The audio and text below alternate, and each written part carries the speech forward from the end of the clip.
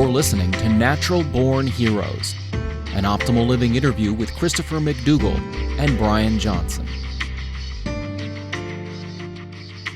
Hi, this is Brian. Welcome back to the Optimized Podcast. Today, I'm thrilled to be chatting with Christopher McDougall, who's a writer who has written at least a couple great books that I know of, Born to Run and Natural Born Heroes.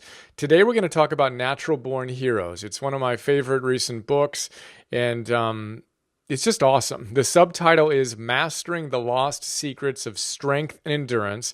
And Chris is a great storyteller, and he integrates several different themes, but two primary themes. One, a story of resistance fighters in Crete during World War II who pull off this extraordinary heist, kidnapping of a general, and he tells that story in such an extraordinary way. And the natural movement, and kind of weaving those together to as the subtitle suggests, teach us the lost secrets of strength and endurance. So I love the book. I'm thrilled to be connected and really excited to explore some of my favorite big ideas, Chris. Thanks for taking the time. Oh, no, I'm happy to have this conversation. Sorry about the rumble of the milk truck that just went by. We're out in a Amish farm country, so exactly this time of night, the milk truck goes by. Okay, it just went past. We're good. Well, actually, I like that. This is always good to be in the environment. And the fact that you live in Amish, Pennsylvania in itself is just so cool from a natural movement, get back to nature perspective. You know, we got here by accident. We didn't really intend to move to this location. It was just kind of an accident search, but the dividends have been amazing. You know, the food here is amazing, and everybody produces something. So just now I need some cream. Like I know which neighbor has a Jersey cow, which is wet right now. So I get my cream there, my peaches somewhere else. I can take my, pig into me slaughtered somewhere else. So it really is like this time machine back to the 18th century. That is so cool. And we're doing this interview via video. Chris is currently shirtless. He just had a workout or something, looking great. So all of that natural movement and natural food is working for you. I love it. I wish we had a video. I think it's my ADHD working for me. I had 3 essays I had to finish today. I'm starting this new series for the New York Times, and they had to be done today, but it's nice out today. I was like, there's just no way in hell I'm sitting at a desk all day. So it was like 5 minutes of work and then bust out the door and do something else. That's so cool. I just chatted with Katie Bowman, who's biomechanist. I always say biomechanist, but biomechanist who writes about natural movement, moving your DNA, et cetera. So we just had a similar chat. Just inspiring, to get out there and integrate all these ideas into our day-to-day life. So Natural Born Heroes, I always love to start at the top. Natural Born Heroes. When you were creating that title, what were you thinking? I'm really bad with titles. I really wrestle with them a lot, and I'm never quite satisfied with what I come up with. Born to Run, for instance, I really resisted it. I'm like, that's not really that good a title. It's kind of obvious, Who's going to buy a book called Born to Run? And my editor basically kind of talked me off that ledge. So I listened to him. And this time around, this just seems so perfect. It just fits. And the idea is that we have this notion that heroes are the other people, not me, it's somebody else. And you hear that all the time to the point where it's insane. Like you ask Sully, he lands a boat on a river, and not only does nobody die, no one even gets wet. And the first thing he says is, well, I don't consider myself a hero. Well, dude, then who is? So what I wanted to get at was this notion of we have sort of distanced ourselves from the notion of what a hero is. And the point I want to make is that the ancient Greeks believed that every human has the potential to be a hero. It's all there. It's all naturally hardwired in your system. You just got to unlock the door and let it out. Which brings us right to the question I wanted to ask first, which is the ancient Greeks. And you talk a lot about mythology as you weave the myth of the Cretan resistance fighters and a number of other natural-born heroes throughout the book. Tell us about the ancient root of the word hero. The Greeks fascinated me while I was researching this because you're much better read than I am. But basically, Greek mythology was something you did in high school. And then there was like a 45-year gap where I never looked at it again. And then when I started to dig back into it, my eyes were really open to aspects I had never considered before. And first and foremost was, I sort of thought of the ancient Greeks as being the more sort of fanciful and like sci-fi version of humanity. And actually, they were like cold, hard pragmatists. The myths were not there to make you believe in supernatural creatures are going to swoop down and save you. The whole idea of the myths was to give you hard, practical knowledge, things you can use, and also to show that everybody's flawed, everybody's weak, even the gods. And if you're not on your game, dude, you're going down. So be prepared. So that was one of the first things that really got me excited about researching ancient Greek mythology. Was, man, there's some extractable skills here. And then the next thing was, the big reveal was, just look at the word hero, what hero means. And in my mind, again, I'm thinking of some like roided out dude like The Rock, kicking down a door with submachine guns under each arm. But what the ancient Greeks believed was the word hero just means protector. Someone who has the ability to not only take care of themselves, but somebody else. And superficially, that's a very simple term. But when you start to like dig down, it's actually pretty profound. Protector means a lot of different things. It's mind, body, and soul. You got to have the physical ability to help somebody else. You've got to have the know-how, the knowledge. And most of all, you got to have the desire, the compassion.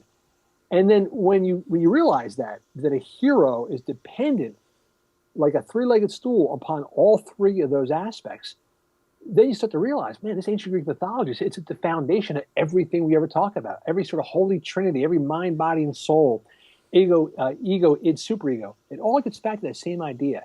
You got to want to do it, you got to know how to do it, and you got to physically be able to do it. And that's what hero is all about. Wow. That is incredibly inspiring. And so, again, hero literally means protector. And the point you make throughout the book, as you just highlighted, is that it's the core strength of a hero is compassion and love and this service to something bigger than themselves, which leads us to the next idea, which you alluded to, but I want to just shine a spotlight on. That idea of being fit to be useful. This isn't an egoic, hey, check me out, I'm ripped concept. Talk to us about the natural movement and that idea of an ethos of being fit to be useful. So we can use that compassion and actually have the strength to actually show up and do something useful, right?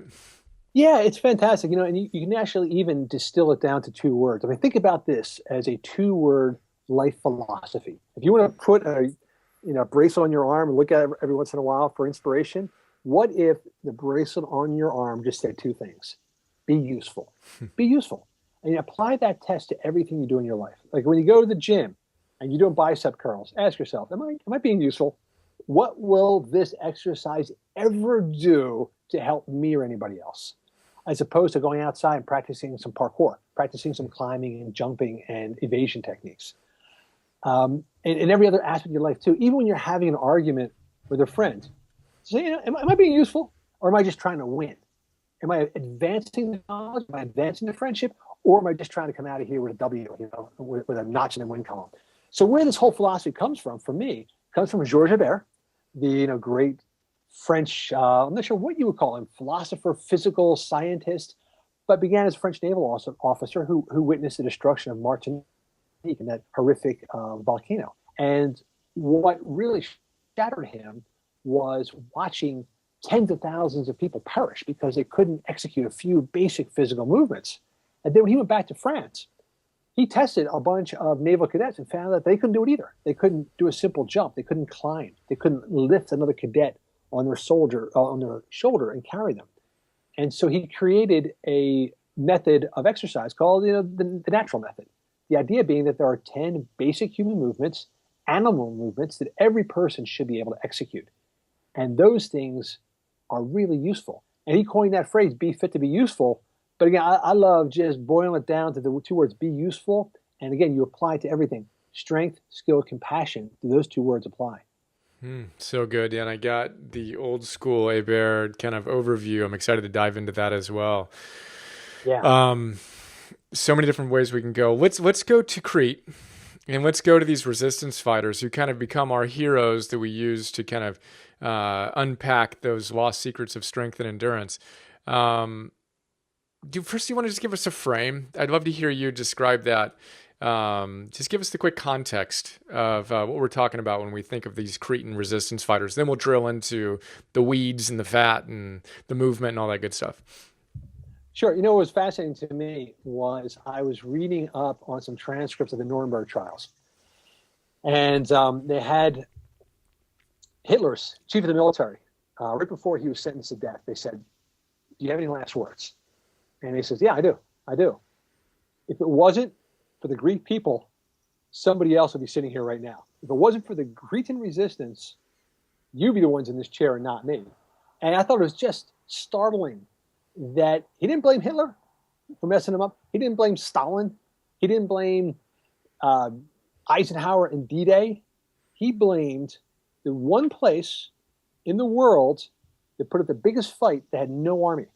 When the Germans attacked Crete, the Greek island of Crete, the standing army was gone. The Cretan militia had been moved to the mainland to try to stop the Germans there. That attack had been thwarted. The Germans basically stepped over the Greeks on the mainland. So when they got to Crete, the only ones there were this sort of ragtag band of Allied cast-off fighters and Cretan civilians. And they held up the Germans twice as long as it took the Germans to get through the entire country of France. They held them up for 10 days. Hitler had given his army 1 day, and the Cretans held them up for 10 days. And that 10-day delay was just long enough to slow down Operation Barbarossa, which was going to be Hitler's big advance into Russia. Because Barbarossa got off late, they ended up getting stopped by the snows, which held up the German army. And next thing you know, it's calamity. It's Napoleon all over again.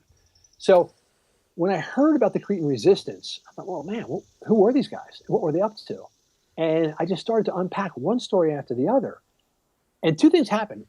My first thought was, holy Christ, these guys are like superhuman. They are physical mutants. These are like guys like Wolverine. But then my next thought was, no, they can't be. They are just like you and me. Genetically, they're not different. So physically, they must be doing something else. What exactly are they doing?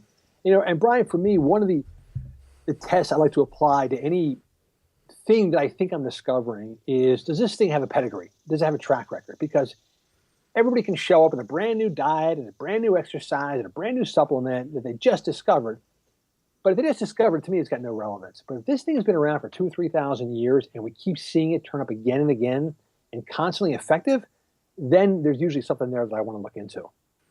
Staggering. In the same way that Chris just captured that very briefly, imagine a page-turning book all about that. And actually getting in, because not only did they resist, push back and delay the actual kind of occupation by 10 days, they then harassed them incessantly for X years, right?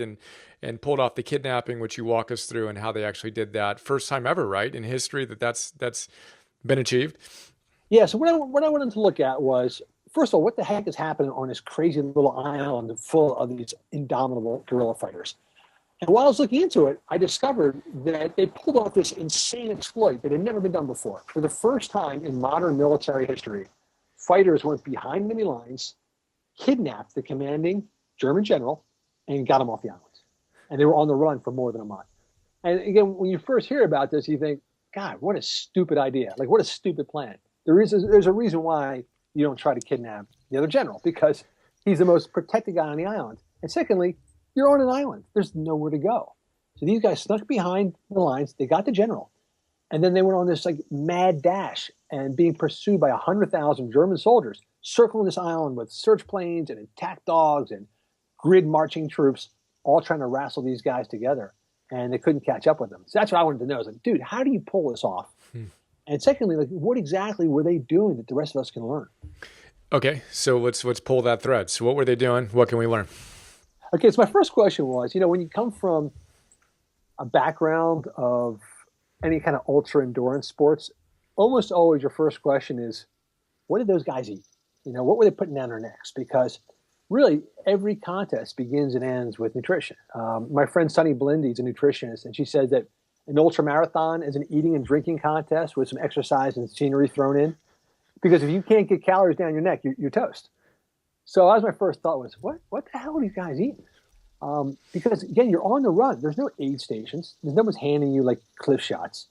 So I started looking at their diets. And what I came up with was the Cretan diet has essentially become known as the Mediterranean diet. And what is the Mediterranean diet? It's the one we keep coming back to again and again. It's high in saturated fats. It's high in wild greens. It is almost barren of any kind of processed foods, really super low in processed carbohydrates, almost non-existent. Even in their bread, you got to like soak the bread in wine just to get your teeth into it. You know, their bread's like, it's like biting into like a sponge. You know, it's just tough, dense stuff. Lots of greens, lots of meats, lots of olive oil, lots of fruits. So basically, their diet is essentially, you know, you can call it what you want, but it's hard to escape the paleo diet.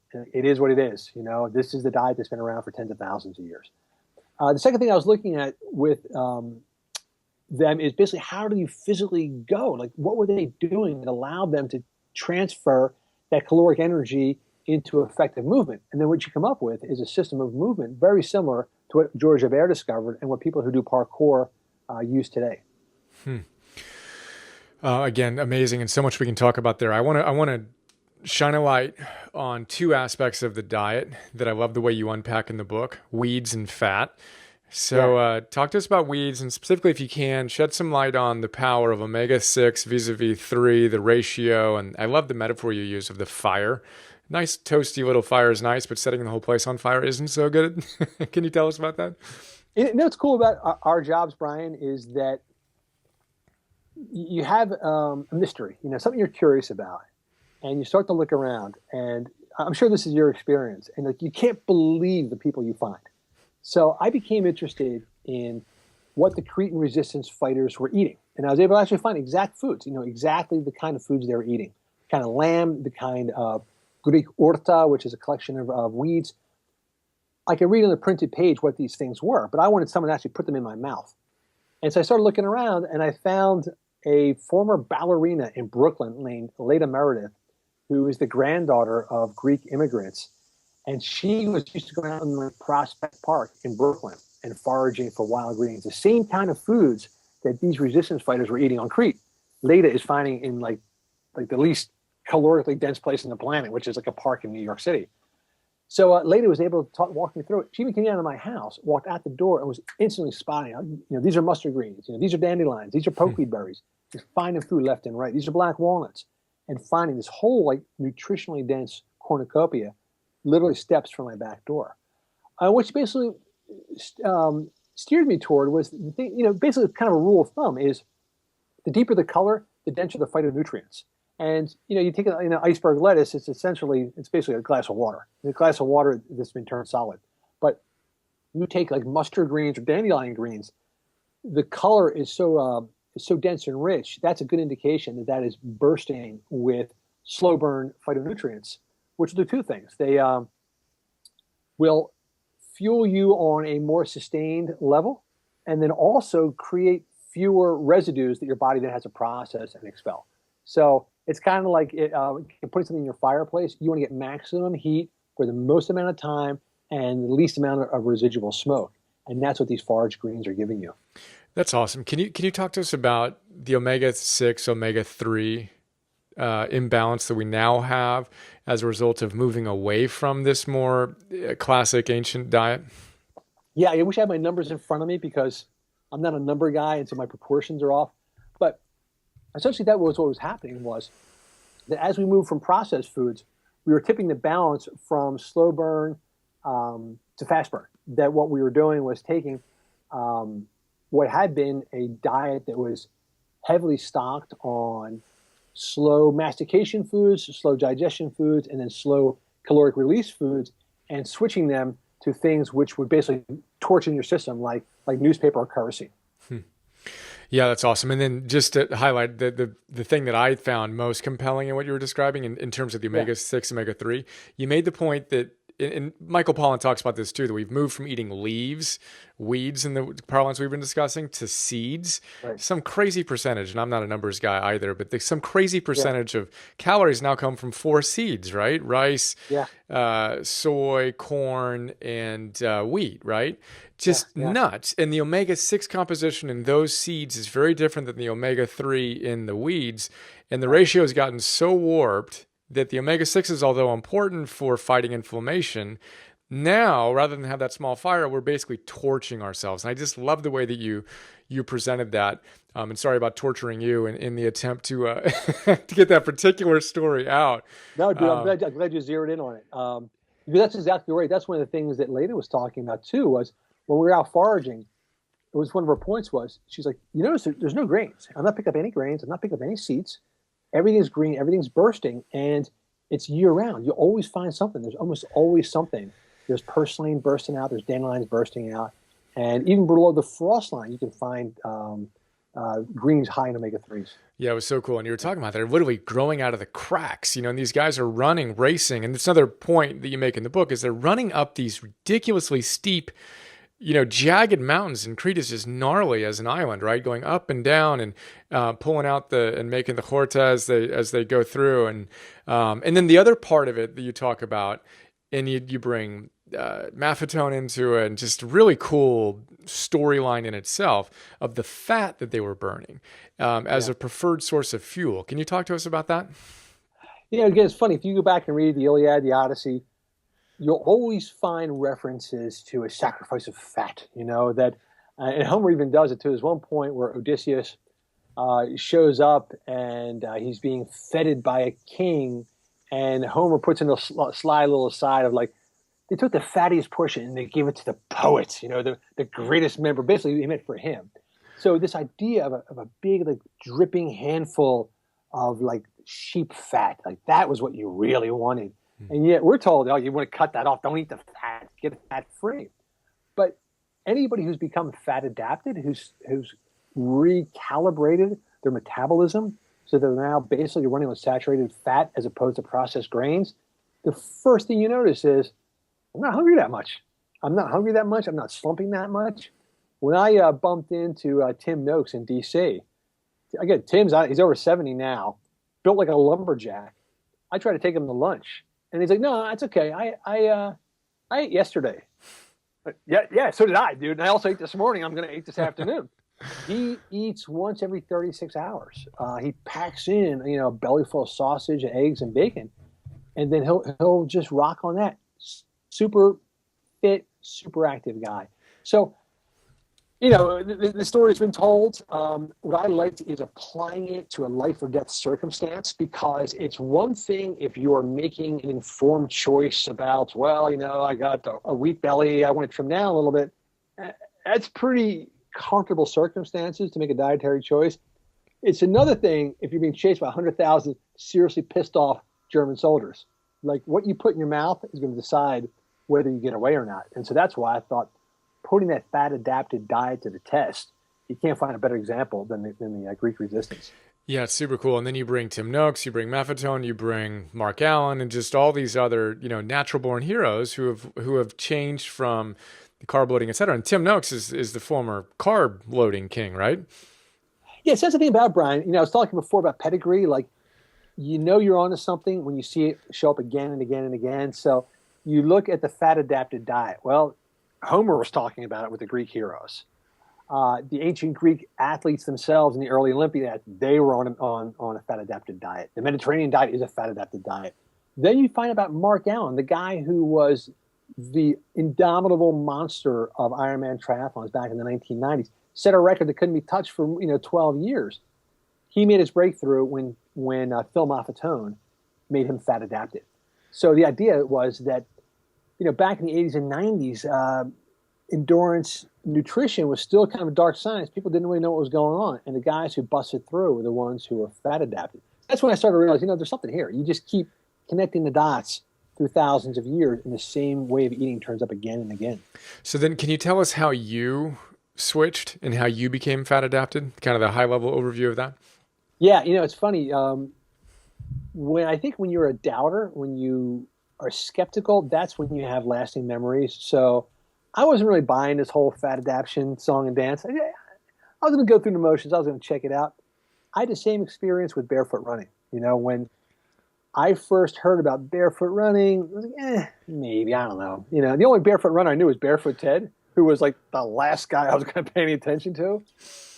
But it was one of those conversion experiences when you come in doubtful and you have something shoved in your face that actually works, man, you become a convert for life. Same with fat adaptation. I vowed to myself that I was going to be true to Maffetone's 2-week test. I didn't believe it was going to work, but I was going to follow the rules and do it right. And just to see whether this might unlock some revelations about the Cretan resistance. So, to become a fat adapter, you're doing two things. You're adjusting the fuel that's going in and how you're using that fuel. What you're putting down your throat and then how you're actually burning it and employing it. So Maffetone, what I love about Phil Maffetone is he's like this old 70s hippie. He's not interested in having an argument with anybody. He doesn't want to have a screaming match with people about what diet's best. So he doesn't even use the word diet. He goes, just do a 2-week test, man. You don't have to believe me. Just try what I say for 2 weeks. At the end of 2 weeks, assess how you feel. If you feel better, then continue. If you don't, go back to eating Haagen-Dazs all you want. So the 2-week test for Maffetone has two key components. Number one, you get rid of all the high glycemic foods, all the rice and the pastas and the fruits and the beer, anything which will jack up your insulin levels. So only slow burn fuels, low glycemic food. Eat all the avocados you want, all the cashews, steak, hamburger, bacon, eggs, go nuts. Eat all that stuff you want. Just no bread, no pastas, no ketchup, things like that. The second thing you have to do, and this is one thing that a lot of people neglect, is you also have to change the way you exercise. You want to keep your heart rate out of the distress zone, because that's really the one purpose the high glycemic foods serve, is that when it's do or die, man, when it's fight or flight, you want all hands on deck, just chucking all the coal into the furnace as fast as you can. You want every nerve in your body to be on super react. And that's when your body wants to fast burn foods. But what Maffetone believes, as an athlete, you can train yourself so that you only rely on slow burn foods, even as you're getting faster and faster. Every once in a while you'll go into distress mode and you'll have enough glycemic energy there when you need it. But most of the time, as you're training, keep your heart rate down just below your anaerobic threshold, so that your body is never looking for those fast burn foods. So that's basically what it was. You got a very simple formula for how you calculate your threshold. And so what I did every day was, I ate a breakfast of bacon, eggs, and sausage. No toast, no jelly. And then when I would go for a run, I would go at a pace that was embarrassingly slow. But what happened was, over time, you get better and better at moving at a low heart rate. So the 10-minute mile becomes a 9-minute mile, then an 8-minute mile, while your heart rate still remains low. All of which is so awesome. And this was the thing we talked about before that I was excited to talk to you about kind of personally. So in and out, we got to get rid of the fast burning carbs. And you mentioned, a handful of them, the breads, the pastas, the ketchup, which is more sugar than anything, right? And sure. Then load up on the juices. All of that fast burning fuel. And then transition to the more fat-based. That part, as you said, I get. I've been doing that for a while, and it's crazy, the benefits. And then exciting to do it even more focused, which has been even more beneficial. And then the second part is the harder part, which is training under the anaerobic threshold. And if I remember right, it was something like 180 minus your age. And he joked of, don't ask me why, right. That's just what works, right? Which I love. That's what I love about Maffetone, He could have gussied that up with a bunch of hocus pocus. He's like, I don't know, it just seems to work, It's super funny. He's very honest about what he knows and doesn't know. Yeah. It's super funny. So, and he's got the data, as you said, both historically, looking back, and then with Mark Allen. I mean, my gosh, right? But then, right. So then my question, okay, so then, for me, minus 42, that's 138, right? And like you said, you're going at an embarrassingly slow pace at that point. So I'm excited, and I'm just getting into this because I just recently read your book, but to continue to cultivate that. But then my question for you was, and you said you had an interesting answer for, which I'm very eager to hear. What's your ratio, or what, if any, anaerobic training do you do these days vis-a-vis the aerobic? So here's what happened this summer. I'm working on a new project. I am looking at animal-human partnerships. I'm really intrigued by the fact that for most of human ancestral history, we always partner with animals. We had animals around us all the time. And it's only very recent, last 100 years or so, that we stopped riding horses, we stopped riding in horse-drawn carriages, we don't milk cows, we don't have hunting dogs. We got all the animals out of our lives. And again, it's a very abrupt shift. Thousands of years, one way of life, and now suddenly in the blink of an eye, a very different way of life. And you can sort of see the way we're kind of groping our way back. We have therapy animals, and they're using equine therapy for Parkinson's and PTSD and anxiety. They're bringing dogs into cancer wards. We can sense that something is missing from our lives that used to be filled by animals, but we're not quite sure what it is anymore. And so that sort of intrigued me. And so I spent this past summer training for an ultra marathon in Colorado that you run with your donkey. It's a 29-mile race that you run next to your donkey. And oh, yeah, I've done that a couple times. I'm kidding. No, dude, that's so good. Okay. Most ridiculous thing I could think of saying, but I'm sure there are a lot of people who have. That's awesome. The thing about though, Brian, is once you get into these worlds, like that world is so normal to people in that world that you sort of assume that everybody does it. Awesome. Once you're in the burro racing world, all you talk to are burro racers. So, so I spent my summer training with my wife and a friend of ours with our 3 donkeys, going on progressively longer runs. And here's the interesting thing about it: the donkeys kind of set the pace, because if you're going to have an argument with a donkey about how fast to go, you're going to lose. Okay, the donkey's setting the pace. And what I found is, donkeys are excellent at optimal cruise control. If it's a 95-degree day, they can lock in on exactly the pace, which is perfect for a 15-mile run. And they know exactly when to stop in the shade and chill out. They know exactly when to stop and walk. And so for a lot of these runs, you're like resisting, because I want to do like 12 consecutive miles before I stop for a break. Donkeys have none of it. At the 3 miles, you stop them for a break. You try to persuade them, and it's not happening. What I found is by the end of the summer, I felt better than I have in years. The training was slower. It was more interrupted. It was more frustrating. But it was only frustrating because I had my preconceived notions of what I wanted to do, and the donkey was tapping into 10,000 years of inherited knowledge. And I had just got to run the 3:59 marathon, got to do the 2:59 splits kind of thing. And the thing what I learned is that, man, just sometimes just by taking a breath, slowing down, you end up feeling springier and stronger and more resilient. That's so cool. As you share that story, I imagine even going on a hike with my dog, he'll do his thing and blitz up, and then he's just chilling under the tree, right? Rushing to get to the tree to relax, just be mellow. And then relax. Yeah. And be total mellow. But man, mellow is not a word that many of us, if you use the word mellow, attach it to workouts, you're immediately discredited. But it's the way to go. This is exciting. Okay, so to unpack that a little bit more, so I love the idea of, moving and then relaxing with the donkey pace. I mean, that's just amazing to kind of still wrap my brain around. And then in terms of the anaerobic threshold, are you saying that at this stage you don't even go beyond that? Or is that in terms of a ratio of when you're in that context, it sounds like you don't ever, but in general, when you're training in your life, are you doing any, or moving in your life, are you doing any anaerobic stuff these days? Yeah. I started training with Eric Orton, the coach who trained me for the Copper Canyon race I wrote about in Born to Run. And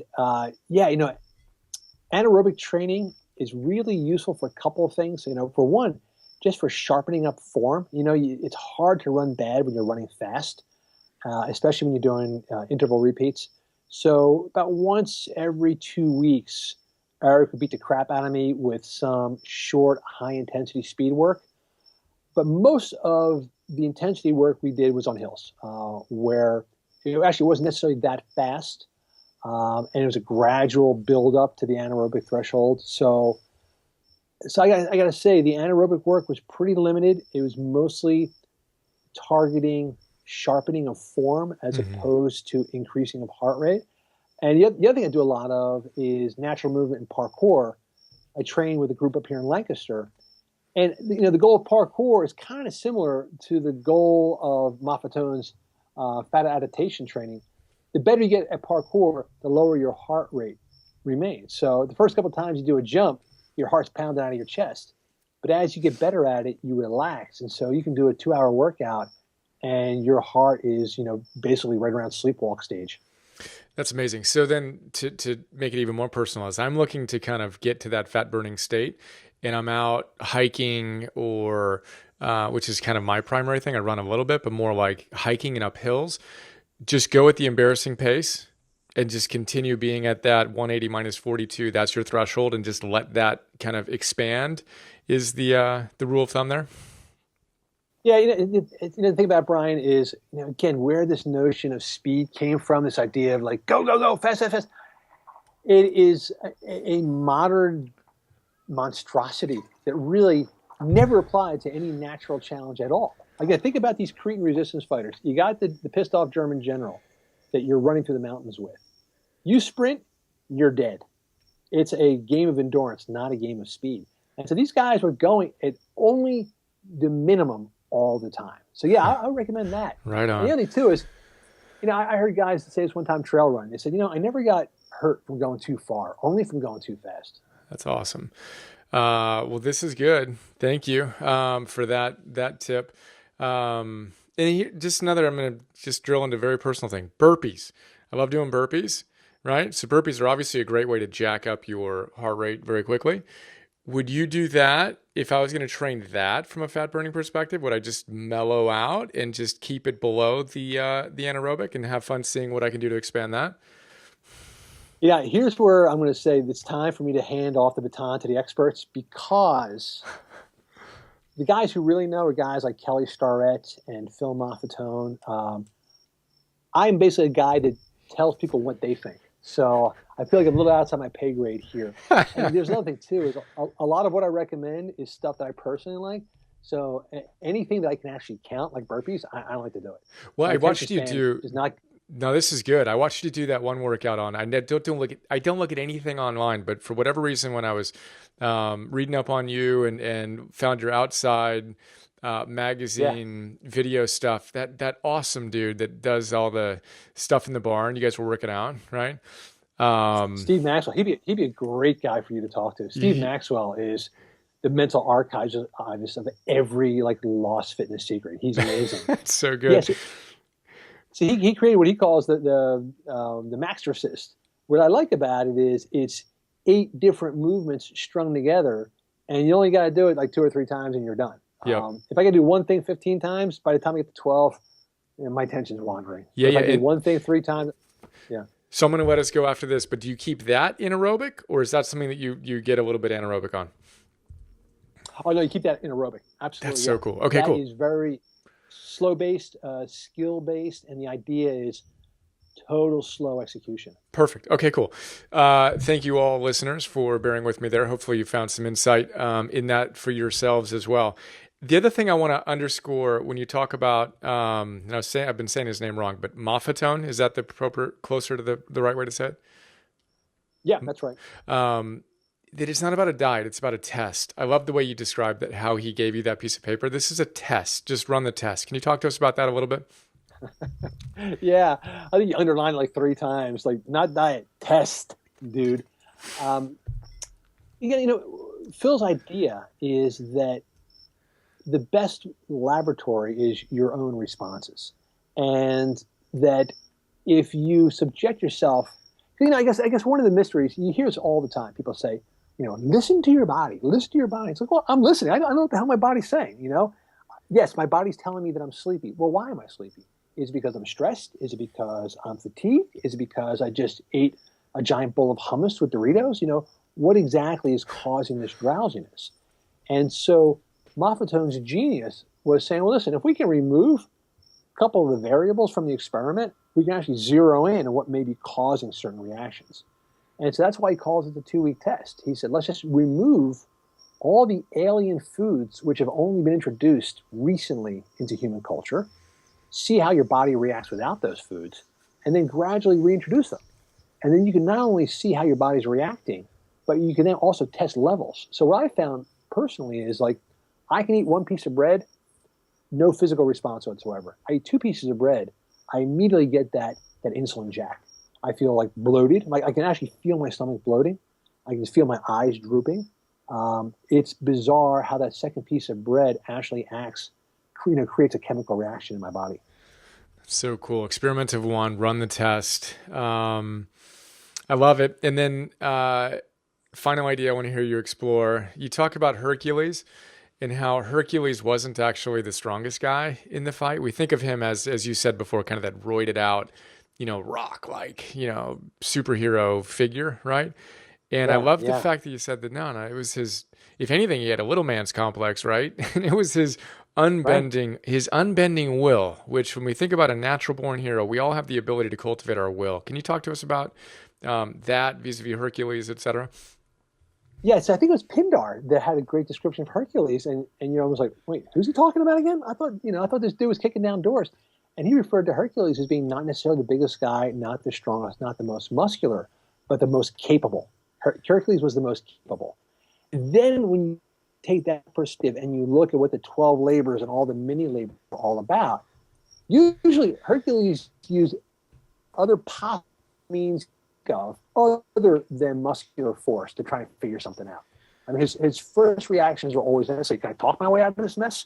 Can I strategize my way out of this mess? Can I sneak out of this mess? It was always to come up with a strategic response first, muscular force only as a last resort. And that muscular force was always applied in a very skillful way. It was always like sort of choking out a lion, or pulling a wrestling move, or using the force of water to clean out a stable for him.